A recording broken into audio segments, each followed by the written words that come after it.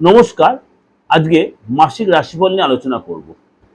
June মাসটা কেমন যাবে আপনার রাশি। কর্কট রাশি। কর্কট রাশির ক্ষেত্রে কিন্তু আপনাকে শরীর নিয়ে একটু সচেতন হতে হবে। বিশেষ করে ৭ তারিখ পর্যন্ত। কেন সচেতন হতে হবে?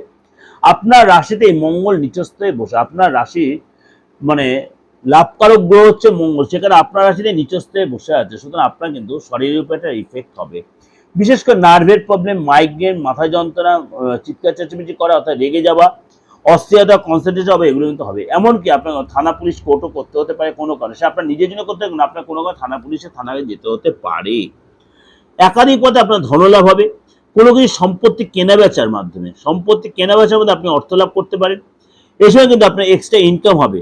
ফ্যামিলির সাথে আপনি অনেকটাই সময় কাটাবেন এবং এই সময় কিন্তু আপনি কি বলবো, আপনার স্কিনের কোনো প্রবলেম হতে পারে। আপনি এই সময় কোনো হিল স্টেশনে ঘুরতে যেতে পারেন। আপনাকে অবশ্যই তার জন্য নিজেকে প্রিকশন রাখতে হবে। নতুন কোনো চাকরি পেয়ে নতুন কোনো প্রজেক্ট পেতে পারেন। নতুন কোনো যোগাযোগ তৈরি, আপনার স্থান চেঞ্জ হবে।